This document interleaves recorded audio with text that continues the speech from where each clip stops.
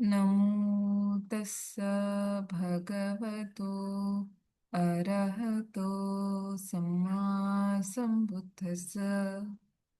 Namo tassa bhagavato arahato samma sambuddhassa. Namo tassa bhagavato arahato samma sambuddhassa. Homage to him, the blessed one, the fully enlightened one. We pay homage to your holy feet. Buddham Dhammam Sangham Namassam. Hello and welcome everyone to Wednesday Dhamma reading. Today we'll continue the reading of transcripts of Bhante Vimalaramsi's talk.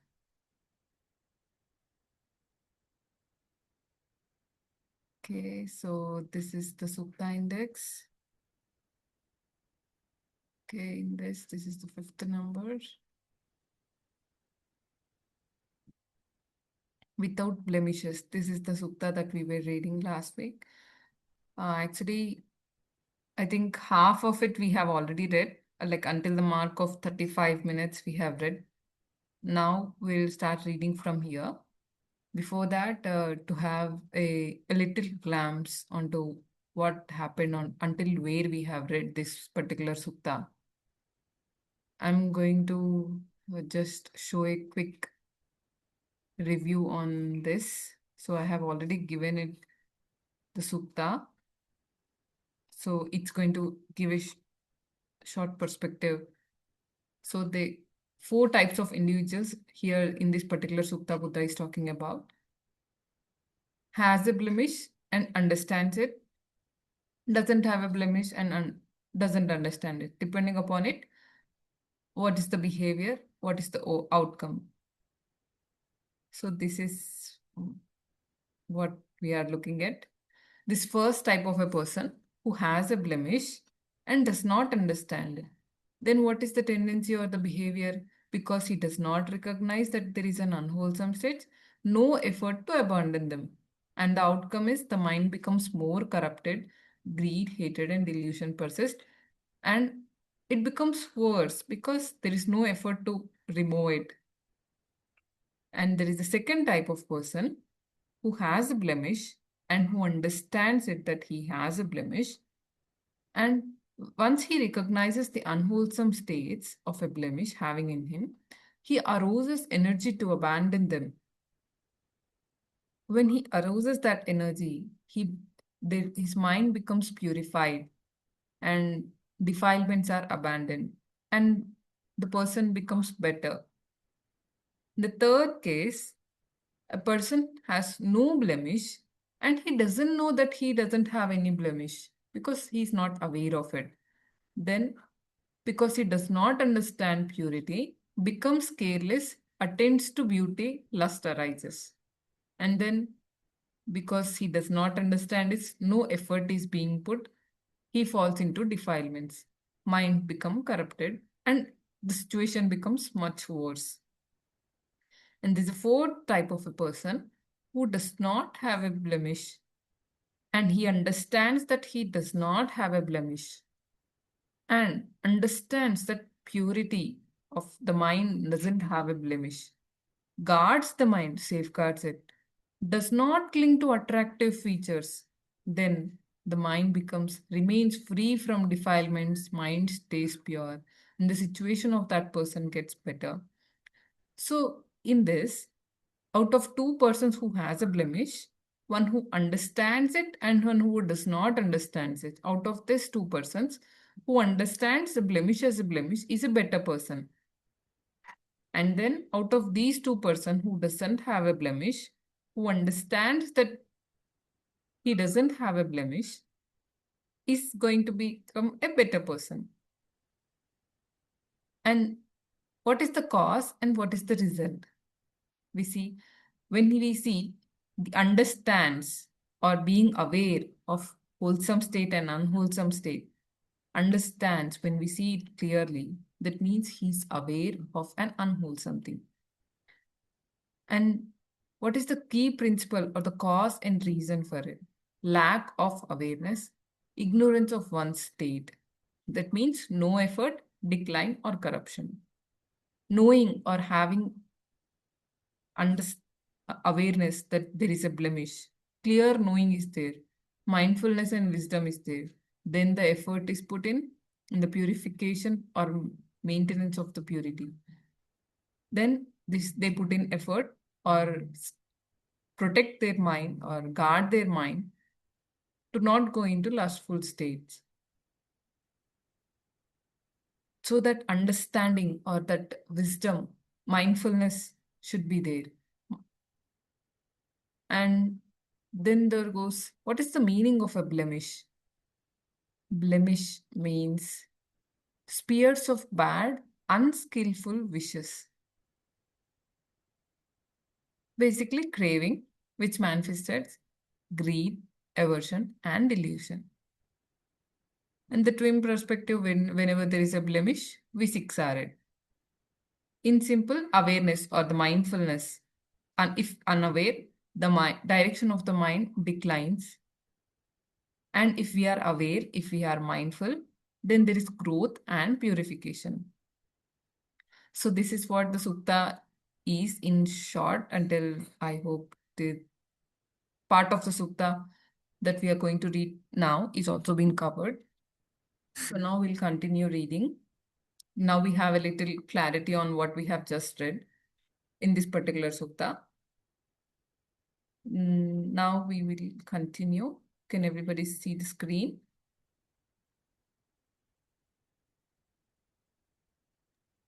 Yes, we can see it.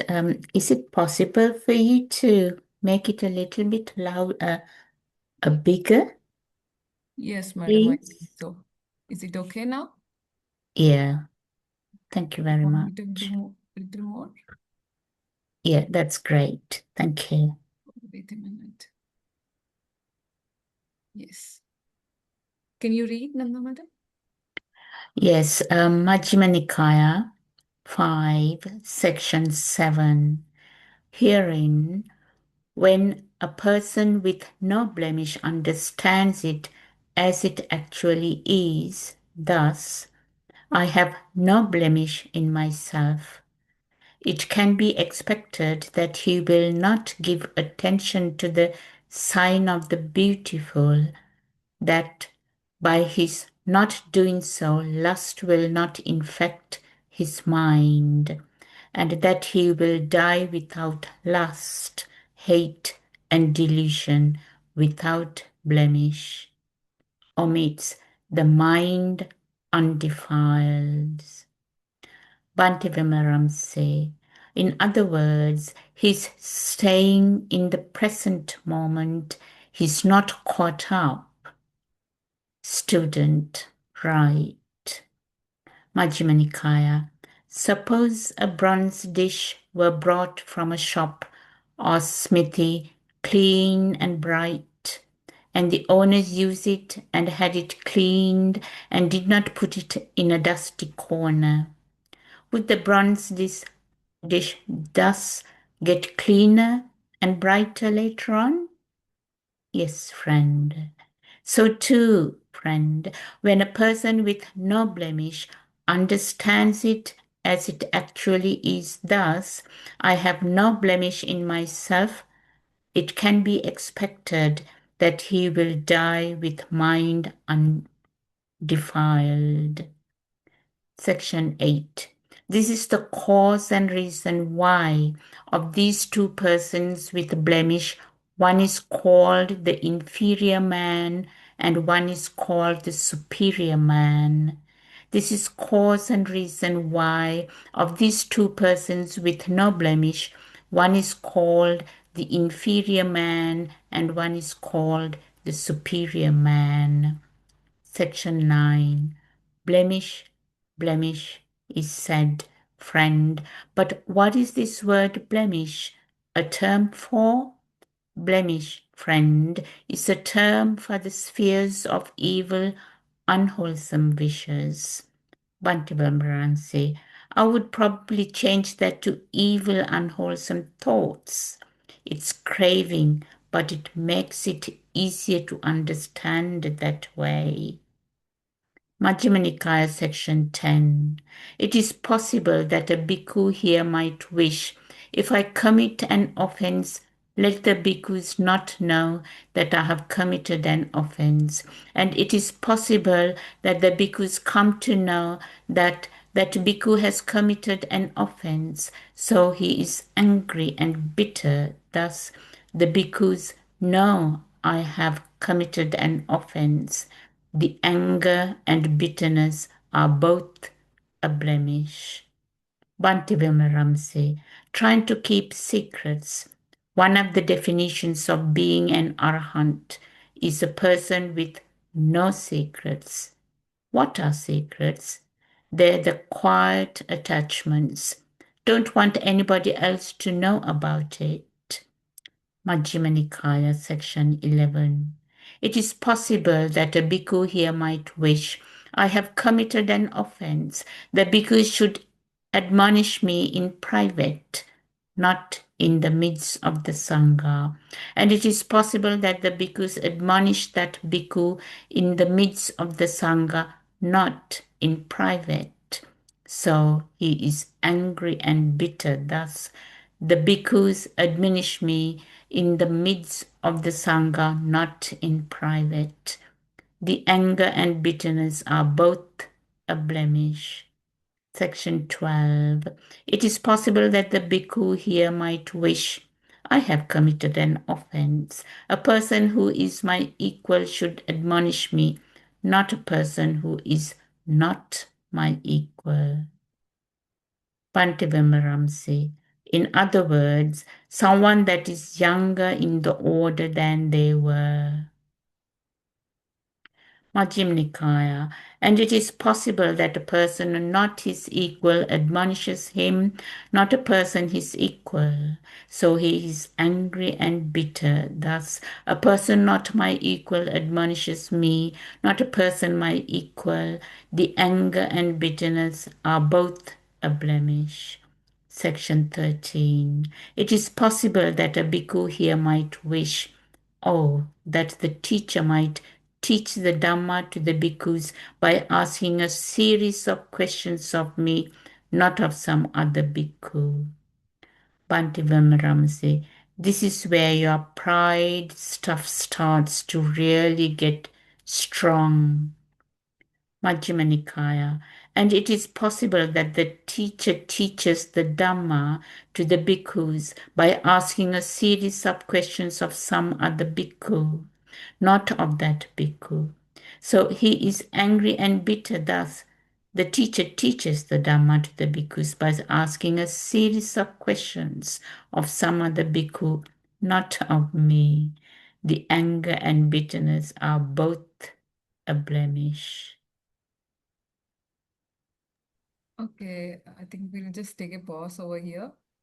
And here in this particular translation of this sutta, here it's given as a bhikkhu, but another translation of same sutta uses the word a mendicant, meaning the same, but whoever is meditating as a practitioner of the Buddha's teaching, we can take in that way because usually Buddha's talks are given to the monks. That's why it's written bhikkhu, but Bhante used to like it, replace the word bhikkhu to a student. It is possible that a student here might wish.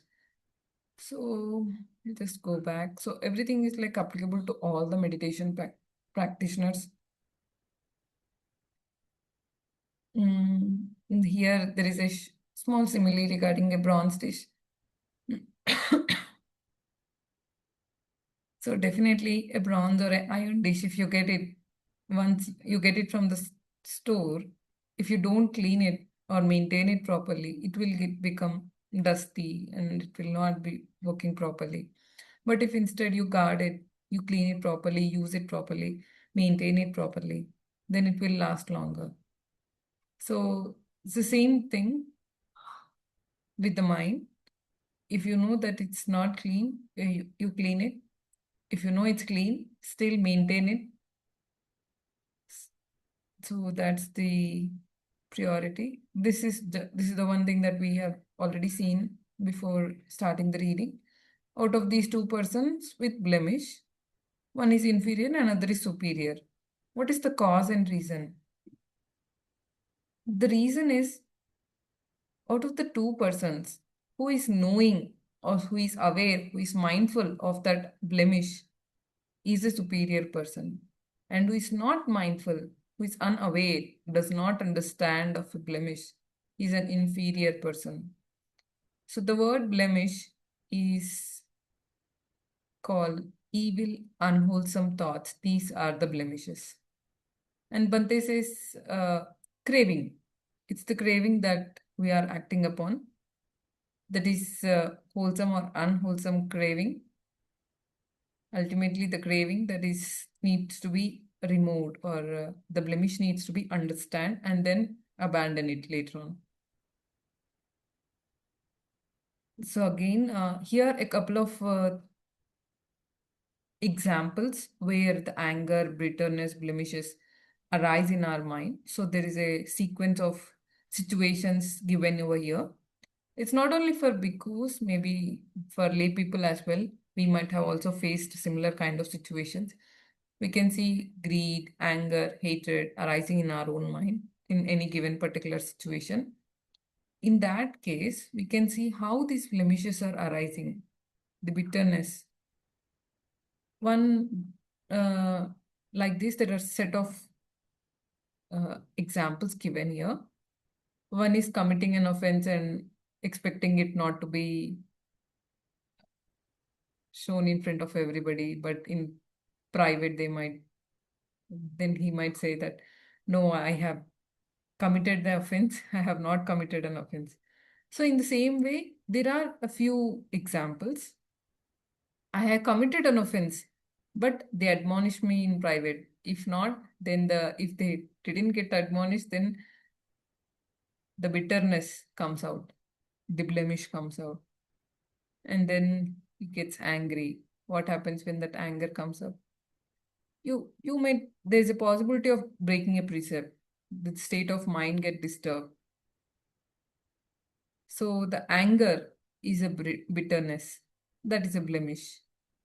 In same series, some other kind of situation given over here.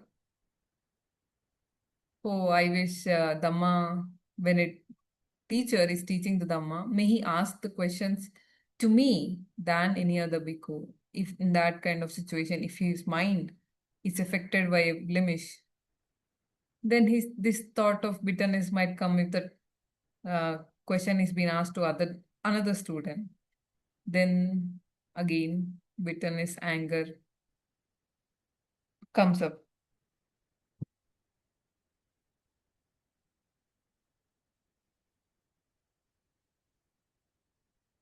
I think we have read till here.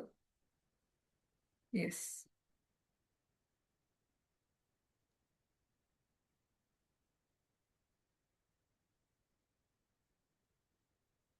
Chayaji, are you available to read? Can you hear me? My voice is clear? Yes. Yes? All right, I'll read. So, one moment. Manav, can you please? Yeah. Bhante Vimalaramsi. So, we are talking about all of the hindrances, the want to hide, the want to high status and keep that status. And when the present moment doesn't happen in the same way as you want it to happen, it causes anger and dissatisfaction to arise. Now, these are all blemishes. There are no getting around it. These are all blemishes. Why are they blemishes? Because I want this to be this way. And when it's not, look at the suffering you caused yourself. And how do you let go of that suffering? That's it, 6 hours. Is Majjhima Nikāya. Is it possible that a bhikkhu here might wish, oh, that the bhikkhus might enter the village forearms, putting me in the forefront, not some other bhikkhu. Bhante Vimalaramsi. I always wanted to be in the back, but the people that are in the front, they always get the best food and they anyways get the most food, and they were continually putting me in the front, in front of even the abbot. Sometimes I got out the arms round, and they were showing me off because we have a Western monk here, and I was continuously being embarrassed like that, and I didn't want that to be like that. I wanted to be back. I had been a monk for 6 months.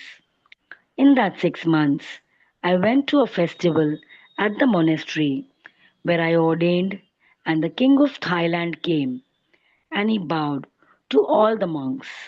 And then he saw I was an American and he was educated in America, and he started talking to me. Do you have any idea the practitioners I had after that, the problems I had after that with the jealousy and the bitterness? Oh, terrible.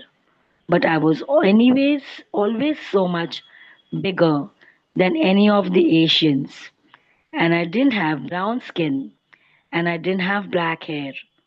So I always got put in front, and I absolutely did not want that to happen. He laughs. Now, Majjhima Nikāya. And is it possible that the bhikkhus enter the village for alms, putting some other bhikkhu in the forefront, not that bhikkhu?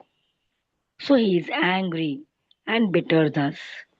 The bhikkhus enter the village for alms, putting some other bhikkhu in the forefront, not me. The anger and bitterness are both a blemish. Is it possible that a bhikkhu here might wish, oh, that I might get the best seat, the best water, the best arm food in the refectory, not some other bhikkhu? And it is possible that some other bhikkhu gets the best seat, and so on. Bhante Vimalaramsi. And again, that seemed to happen to me because they wanted to show me off always. Majjhima Nikāya. Is it possible that a bhikkhu here might wish, oh, that I might give the blessing in the refectory after the meal, not some other bhikkhu? Omits. And it is possible that some other bhikkhu gives the blessing. Bhante Vimalaramsi. Who wants to get? There are quite often competition of who's going to give the Dhamma talk after everybody eats and does the chanting and that sort of thing. And they would ask me to do it, and I would decline. I'd say, enough is enough. I don't want to do that anymore. Let some other monks do it. And they stopped asking me after a while, which was a good thing. But the competition can be fairly stiff, intense forgiving. Everybody wants to show off their Dhamma, how they give Dhamma talks, and that sort of thing. Majjhima Nikāya 1720. It is possible that a bhikkhu here might wish, oh, that I might teach the Dhamma to the bhikkhus, that I might teach the Dhamma to the bhikkhunis, men, lay followers, women, lay followers visiting the monastery, not some other bhikkhu. And it is possible that some other bhikkhu teaches the Dhamma. Now, Bhante Vimalaramsi. Generally, you allow the abbot of the place will say, please you give the talk here. And this happened while I was in Malaysia. with Venerable Dr. K. Sri Dhammananda. He asked me to give a talk to army personnel. It was like a memorable day or something like that, and I didn't know what to say to people that practice killing. You know, well, you gotta keep your pre. Eh, Precept. that's precept. That's not a good one. Laughs. So I focused on their generosity and how they could help. But he wanted me to talk about a half an hour and about 60 minutes. That was it. I didn't have anything anymore to say to them. I just didn't know how to do it. He laughs. But they perform a vital thing that happens for every country. Every country needs to be able to defend the citizens, and it is a noble job. And yes, they do kill, but they don't have to be cruel about it. But how do you tell them that? Difficult anyway. Majjhima Nikāya 21:24. It is possible that a bhikkhu here might wish, oh, that the bhikkhus, bhikkhunis, men, lay followers, women lay followers might honor, respect, revere, and venerate me, not some other bhikkhu. And it is possible that they honor some other bhikkhu, Bhante Vimalaramsi, and they can happen with some other monk, and they don't like that. And my attitude to this has been, you can't earn the respect or people, then don't expect it from people. If you don't respect them, they are not going to respect you. I've been to some monasteries where you go to bow the senior monk. I am a junior monk. I'm going to bow to the senior monk, and the senior monk will turn around and completely ignore me. He has no respect for me as an individual or me as a monk, and he thinks that he deserves a lot of respect because he's senior. We had one friend that was a bhikkhuni that she said when the monk doesn't, she wasn't as bhikkhuni was she. Sammanera well, what she would do if the monk didn't pay any attention, she would bow one time and get up. And it's always a special thing. And the bowing is very foreign to this country. And there are some monks that rather insist that they get bowed to. But you're not bowing to me as an individual. You're bowing with respect to what I represent as a monk. So it takes it away from the individual aspect, and the person that's bowed to, they have a responsibility of radiating loving kindness to the person that's doing the bowing. That's their responsibility, not ignoring ever. Majjhima Nikāya 25:28.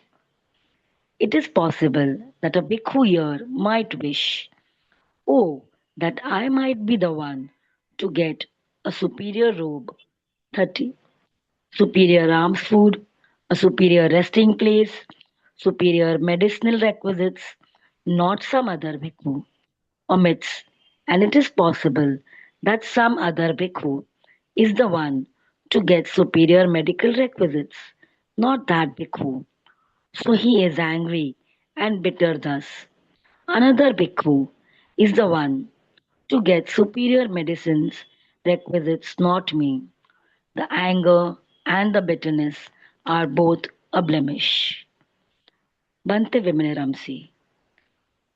Thus, just a monk that is very much caught up in I want the best of everything. And being a monk means being content with what you got, making do with whatever. The robe was made in 1995. It's 12 years old. It's like an old pair of Levis interruption. Right before they start falling apart, they are just perfect. Just the starting fall apart laughs. But being content with that, I have a lot of robes that are given to me that are very high quality, much higher quality than this. But so what? It doesn't matter how the double thick robe we use that for blankets and for laying down and things like that. Somebody gave me a very special double thick robe, and that was nice, and they did it. But I had spent about 6 weeks with you, Silananda, every night, being up all night. Was it that long? No, in the hospital it was. It was 2 weeks, and before that, I had to stay in the room.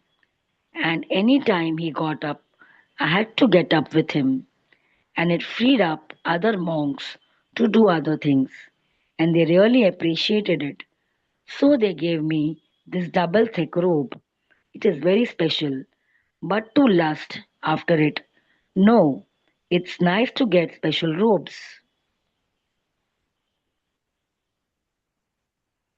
In Burma, they have these robes that are made out of lotus stem. They were very difficult to make, and you see people wearing these robes occasionally, but they are not very practical. I don't think, because they fall apart fairly easy, loves. So one person's superior robe is another person's throw it away, and I like to throw away robes best. They seem to work best. Okay, thank 51. All right, yes, yeah. thanks. That's a good reading, like different kind of scenarios. Okay. So we have just read under few of the scenarios, few situations where the blemishes can arise. Here in this particular sutta, they have given like, situations for a bhikkhu, but I think it's still applicable for lay people as well because even we are subject to situations like this where greed, anger, or bitterness comes up in our mind. First, when it arises, we have to have the mindfulness or the awareness, understanding of it. And then as we have it slowly with wisdom, knowing that it's a blemish or unwholesome thing, we put effort to abandon it, use the 6 hours. And Bhante here gives some other information regarding same his own experiences regarding the ropes, regarding food, regarding arms round standing in the front. I think whatever the situation that we wish, if something happens against it, that wanting things to be the way I want them to be, if something other than that happens, we suffer. And that wanting or craving to be in that particular way, that craving when it is removed, it eases out the situation that we are going to face. It can be either way. It can be the way that we wanted. It may not be the way that we wanted, but still we can be at ease with that anything that is going to come up. And it comes up through practice. We have to have that awareness to be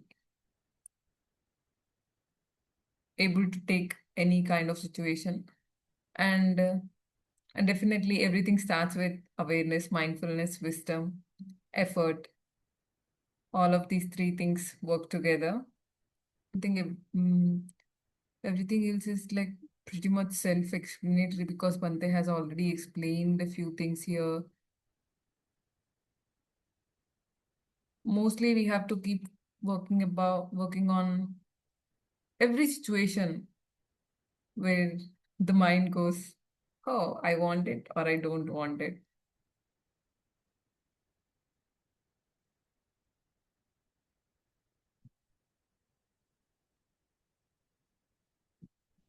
Okay. Shall we continue, or do you want to share something regarding what we just read?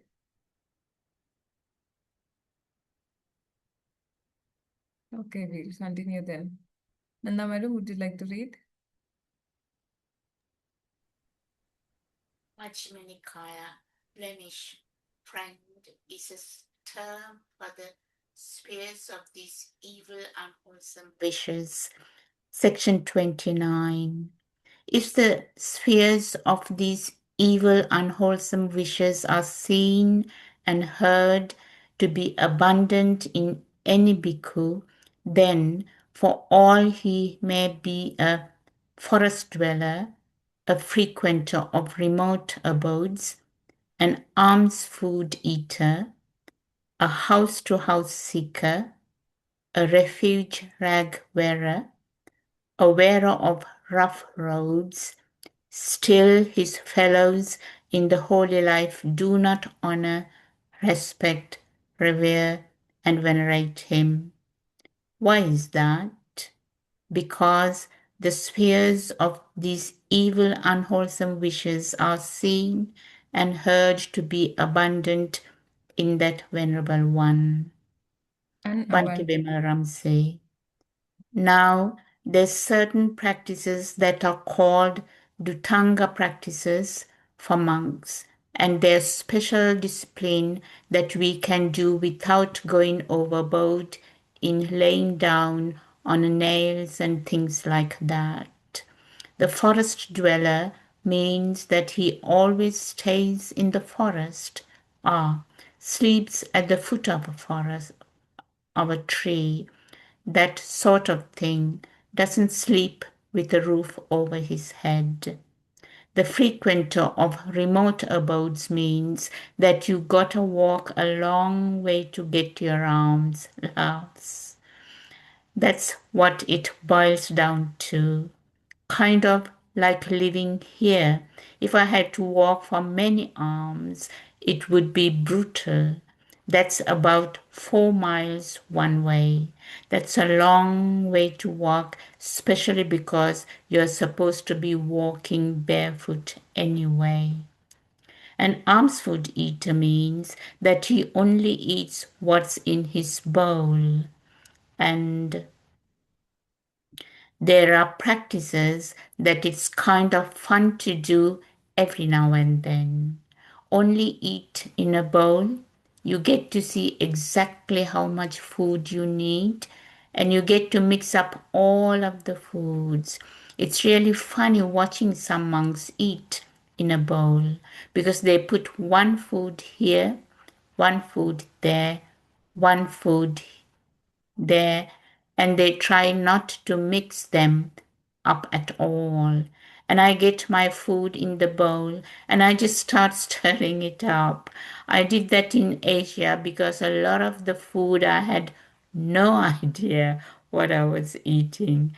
And when I mixed it all up, it made it edible. If I knew what I was eating, a lot of times I would have backed away from that. And I found out a secret. If I had a banana, I could chop up that banana very finely and put it in the food. It didn't matter what it was good. It really made a difference. But this kind of practice is to only eat what is accepted into the bowl. Now, when somebody's doing that practice and everybody gets out on alms food and you run across something and you know this monk particularly likes this kind of food, then we would start putting that in his bowl. And one of the things that it was kind of a strange phenomena, they found out that I liked the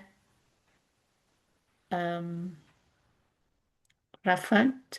It's fermented tea leaves, and it's great stuff. It has a sour taste to it, and I like to mix it in with the food and whatever.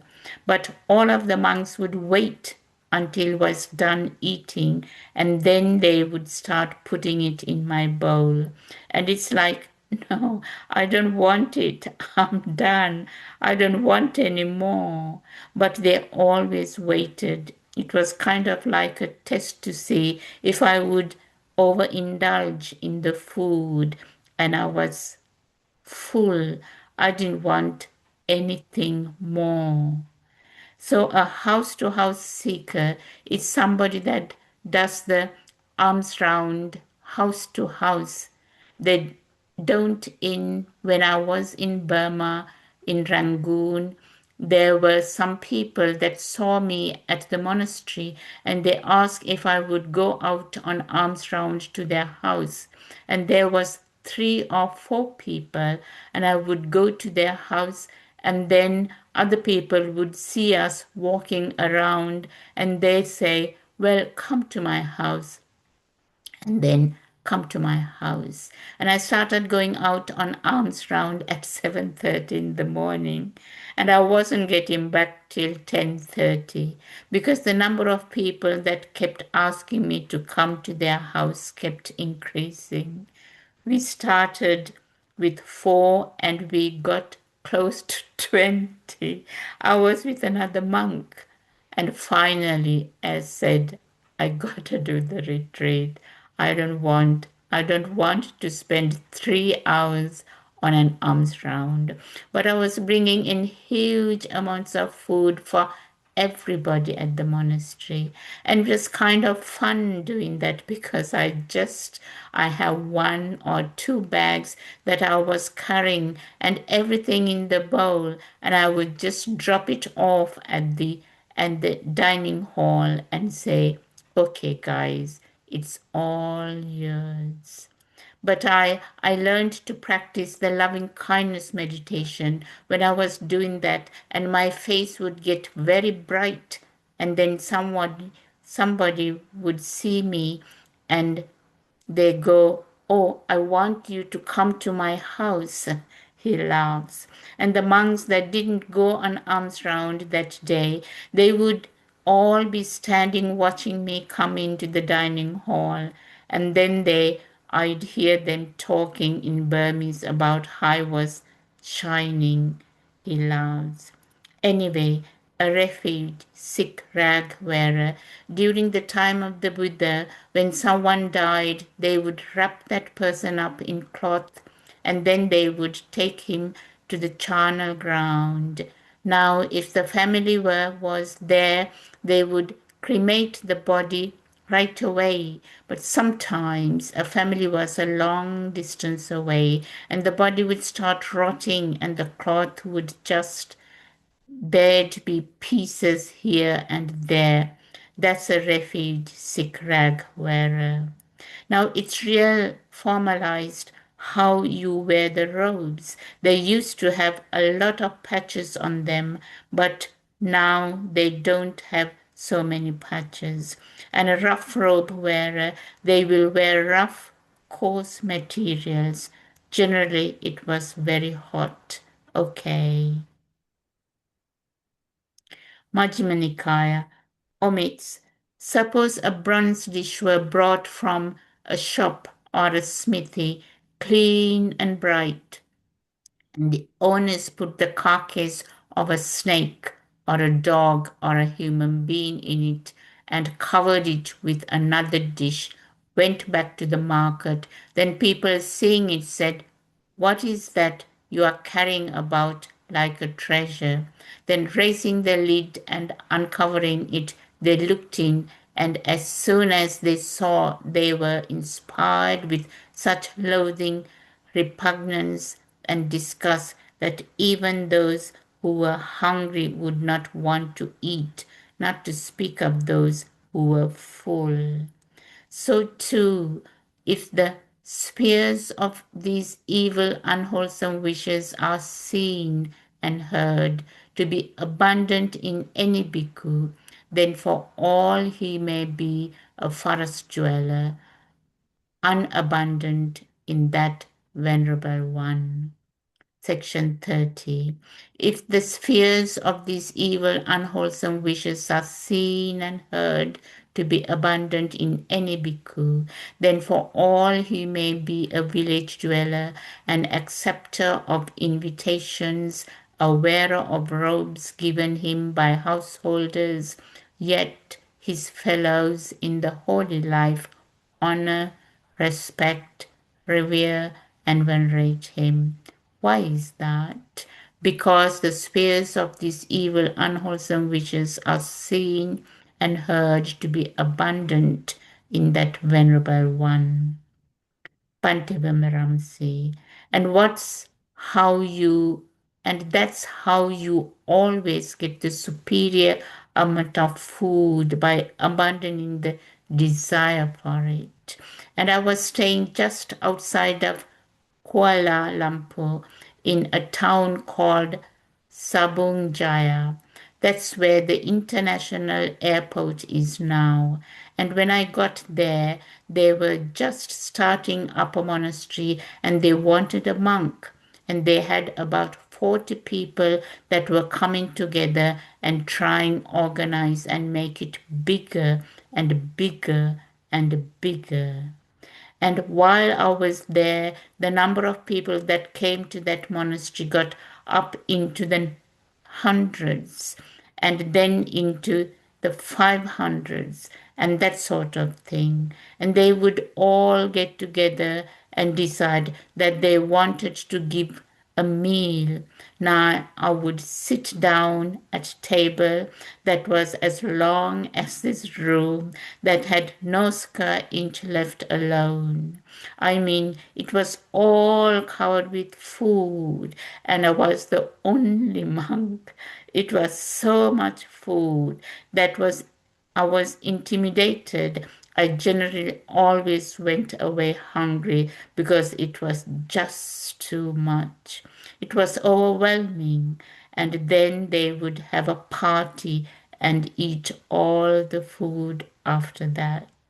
But not longing those things is the best way to get those things.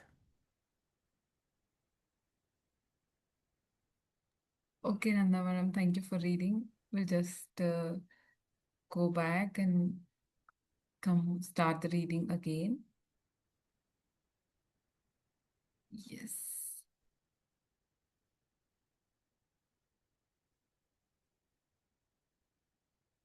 Okay, I think from here.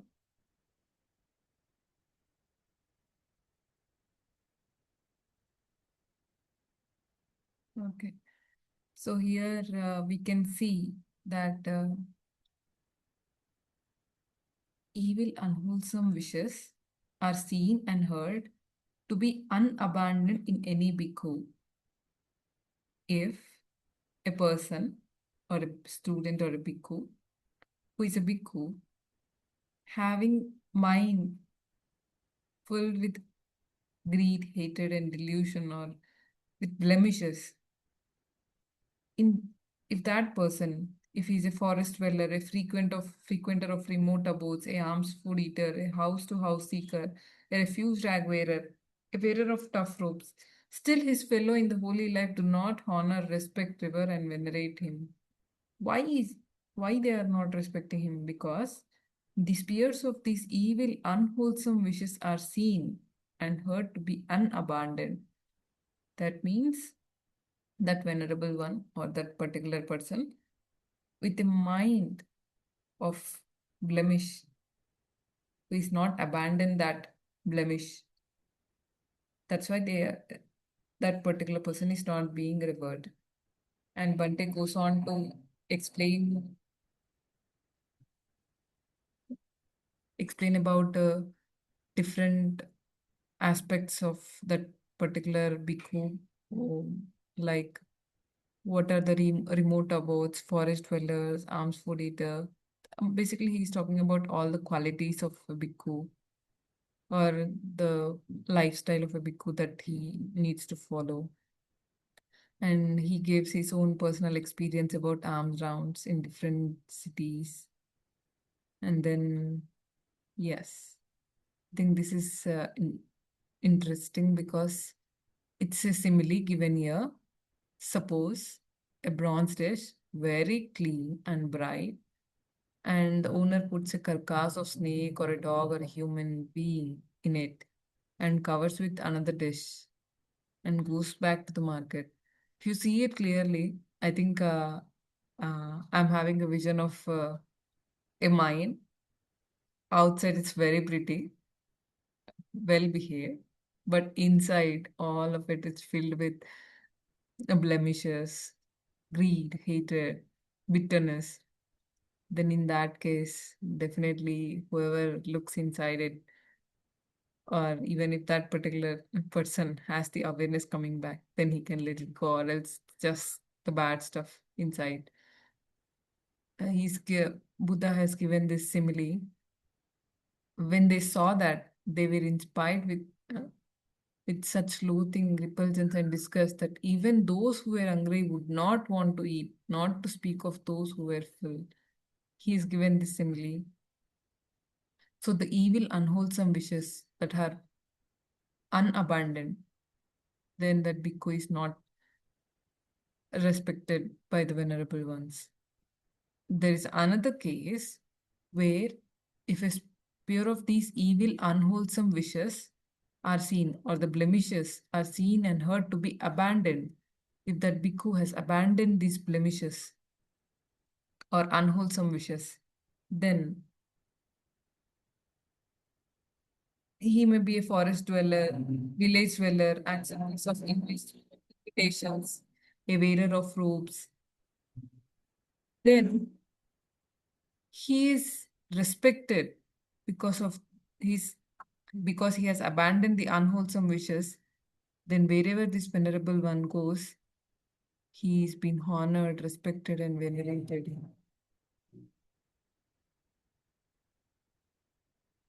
And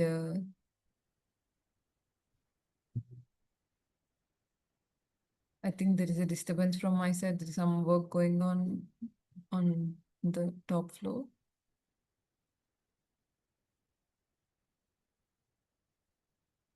Okay, I think I can continue if there is less disturbance. Majjhima Nikāya omits. Suppose a bronze dish were brought from a shop or a smithy, clean and bright, and the owner puts clean boiled rice and various soups and sauces into it and cover it with another dish, went back to the market.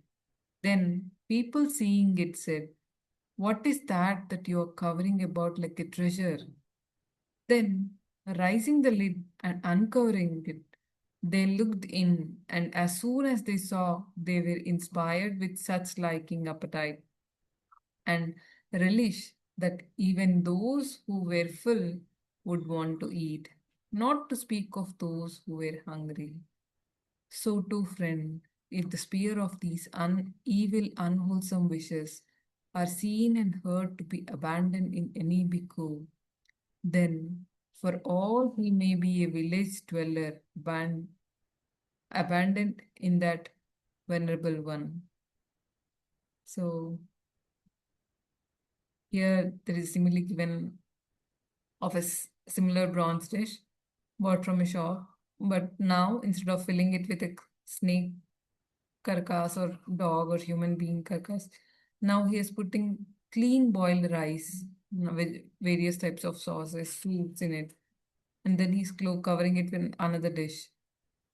Then even when people ask him, then when he shows it, those who are full might also feel hungry. That's that pleasing. Similarly, in our mind also, if we have wholesome things, if we have abandoned the unwholesome, then it's really good. And the wholesome state, then that person is respected, revered. Even if that person is a village dweller, then he is, because he has abandoned the unwholesome wishes, then that is the venerable one. When this was said, the Venerable Mahamoggallana said to the Venerable Sariputta, "A simile occurs to me, friend Sariputta." "State it, friend Moggallana." On one occasion, friend, I was leaving at the hill fort at Rajagaha. Then, when it was morning, I dressed and taking my bow and outer robe, I went into Rajagaha for alms. Now, on that occasion, Samiti, the cartwright's son, was planning a fellow, and the Ajivaka Panduputta, son of a former cartwright, was standing by. Then this thought arose in Ajivika Panduputta's mind. Oh, that this Samiti, the cartwright's son, might plane this bend, this twist, this fault out of the fellow. Bhante Vimalaramsi. So, we are talking about they are cartwrights. I had, I, I had means and different parts of the wheel and making things fit on the oxen so they can pull it. Majjhima Nikāya. So that it would be without bends, twists, or faults, and come to consist purity of heartwood. And just as it though came to pass in his mind, so did Samiti, the cartwriter's son, plane that bend, that twist, that fault out of the fellow. Then the Ajivika Panduputta, son of the former cartwriter, was glad, and he voiced his gladness thus. He played just as if he knew my heart with, with his heart. So too, friend, there are persons who are faithless and have gone forth from the home life into homelessness, not out of faith, but seeking a livelihood, who are fraudulent, deceitful, treacherous, haughty, hollow, personally vain, rough-tongued, loose-spoken, unguarded in their sense faculties, immoderate in eating, undevoted to wakefulness, unconcerned with recluseship, not greatly respectful of training, luxurious, careless, leaders in backsliding, neglectful of seclusion, lazy, wanting in energy, unmindful, not fully aware, unconcentrated, with straying minds, devoid of wisdom, drivellers. The Venerable Sariputta, with his discourse on the Dhamma, plains out their faults just as if he knew my heart with his heart. But there are clansmen who have gone forth out of faith from the home life into homelessness, who are not fraudulent, deceitful, treacherous, haughty, hollow, personally vain, rough-tongued, or loose-spoken, who are guarded in their sense faculties, moderate in eating, devoted to wakefulness, concerned with recluseship, greatly respectful of training, not luxurious or careless, who are keen to avoid backsliding, leaders in seclusion, energetic, resolute, established in mindfulness, fully aware, concentrated, with unified minds, possessing wisdom, not dwellers. These, on nearing the Venerable Sariputta's discourse on the Dhamma, drinking it in and eat it as it were, by word and thought, good indeed it is that he makes his fellows in the holy life emerge from the unwholesome and establish themselves in the wholesome. Think 2 more pages, we can finish it.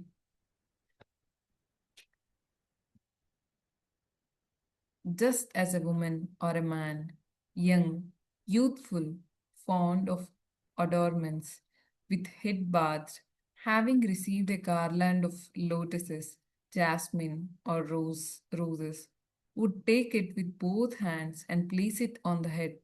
So too there are clansmen who have gone forth out of faith, not revelers, These on hearing the Venerable Sariputta's discourse on the Dhamma.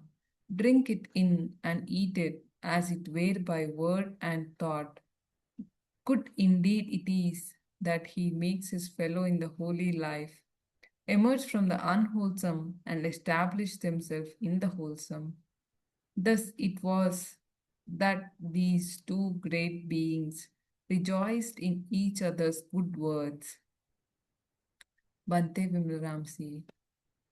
That's more of a monk sukta than a layman sukta, but I changed it around a little bit so it was more layman. Laughs. But any time you start to get prideful and want things to be the way you want them to be, that is the fastest way to get slapped down that I know of. And there are some people that they think they have some kind of attainment and they have misread that and they get such strong pride that there is no way that you could even talk to them about it. So you just leave that kind of person alone. They go on your merry way. I have got other things that I gotta do. That's why it was so unusual when that one person was writing to me my email about their attainment, that they found out that wasn't right and that I was saying was right. And they became all of a sudden very easy to talk with again. Admonishing is a difficult thing. Nobody likes to be corrected. Everybody likes to be right.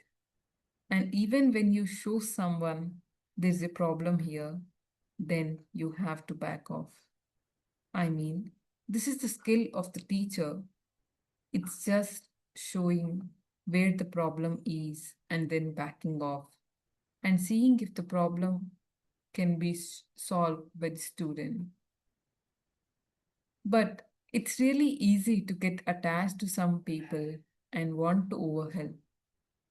And when that happens, nobody benefits from that. So it's learning how to skillfully give short, sweet hints and then see how somebody does it, see how somebody does with it. And if it's not right, sometimes it has to be forceful, and the next time, because you are not paying attention to what I am saying. Listen to this. But then to back off again and just slightly go at it and see how things go. It's really interesting. It's an interesting process. And that's one of the things that makes teaching so much fun because it's never boring. But to see somebody come in and they have clouds around their face and when they walk away, they are radiant, that makes it all worthwhile.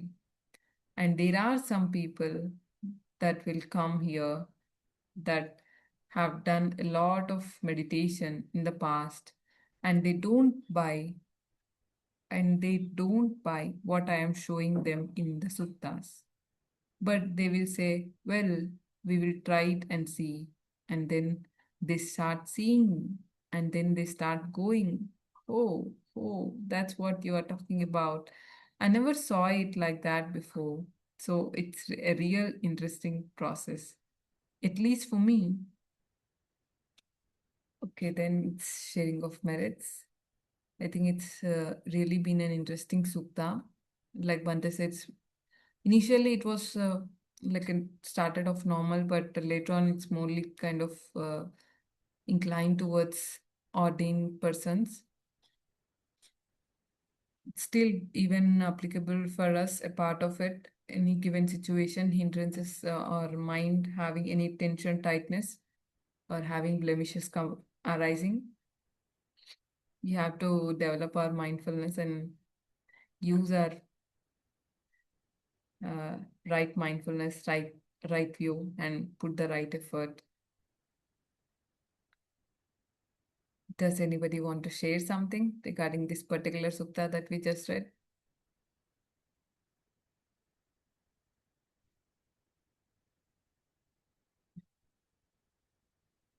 Okay. Yes, Chaya. Um, Being aware, about the blemishes, I'm saying, sometimes even we feel that we don't have these blemishes and we keep seeing them in others, So that even at that point, it's very important that we remain aware of our own self first before looking them into others. Like it's in those readings we were saying that there were monks who wanted to, I should be first in the thing. So we see these behaviors in others and we tend to miss them in our own selves. So the best thing is that once we are into this practice, it is helping us to look within and uh, first find out when the awareness comes that these are within us and to work towards them, the unwholesome habits and the patterns. So 6 hours is something which helps us to come back and we're able to distinguish between the wholesome and the unwholesome thought processes that we ourselves uh, tend to carry many a times. It was a great reading. Yes, really. I think one point that you pointed out is looking at others' defilements or other blemishes as well. In that particular situation, also looking at ourselves. That's the one thing that I liked, and I think really each one of us have faced similar kind of situations, lot of situations regarding times where we get angry, times when we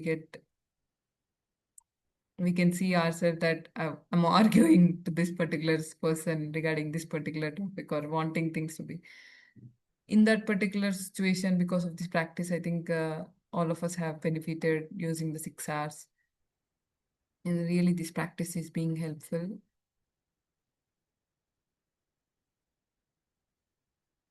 Okay, I just asked the twin boot regarding, yes, what are the unskillful wishes? I gave it the sutta and asked it to give it the lay people version. So it's giving like this. What are the unskillful wishes for lay people? It can be like, I hope I get credit, not them. Wanting to control. Things should go my way. I should be treated better. I deserve the best. Wanting approval. People should respect me. All of these things are anger, bitterness, jealousy, and all of these are blemishes. So the key insight is the problem is not being criticized. The problem is not being criticized, being overlooked, someone else's. Actually, this is not the problem. The identification of I, me, mine. Oh, I am being criticized. Actually, all of this starts within our own mind. The I, me, mine. All of this is what the craving is.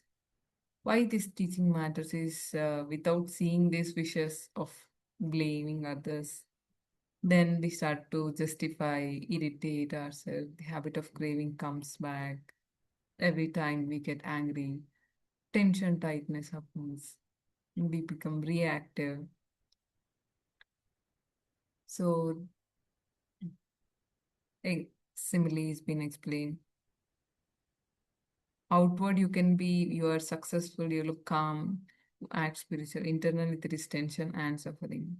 First simile. And then when you see these wishes clearly, this is craving, then you realize, apply the 6 hour and the clean cup with good food. Even if outwardly life is ordinary, things don't go your way. Internally, there is peace and contentment. This is what we are cultivating through the practice of loving kindness and through right effort. It's the 6 hours, and the deeper point Sariputta is emphasizing is your spiritual quality is not measured by your outer life, but by whether craving is abandoned. This is what is important. So for lay people, you can live in a busy world and still be pure. You can still have calm mind, or live a simple life and still be full of craving. What matters is all these unskillful wishes being seen and let go. Having this mindfulness established is the key. And then, if a small example given of a trained mind and untrained mind. Suffering in daily life doesn't come from events, it comes from the hidden wishes we carry about how things should be. Really, that's what seeing those wishes clearly is already the beginning of the freedom. I think that's a good reading, and we use it practically in our daily life, in our meditation as well.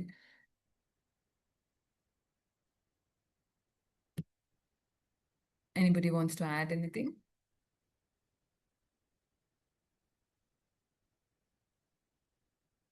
If not, maybe we can share the merits.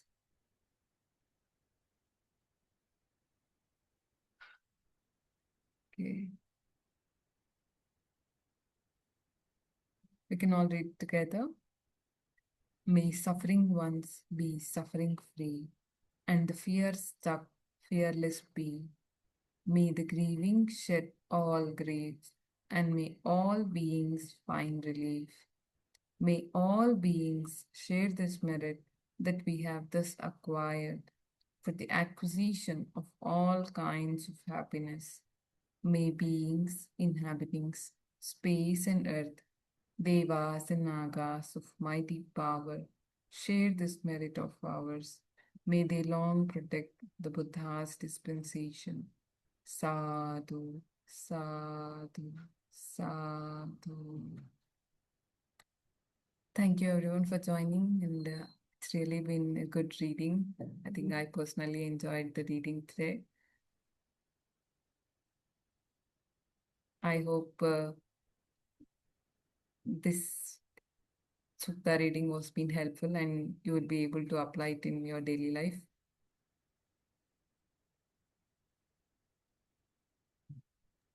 Thank you so much, Sindhu. It's really nice to be a part of this reading session where we generally it's good to have someone reading aloud also. So I thank Nanda Madam also every time she reads it, and we are listening to her so nicely and peacefully. So thank you so much. Thank you. Wishing you all happiness. Thank you, everyone. See you next week.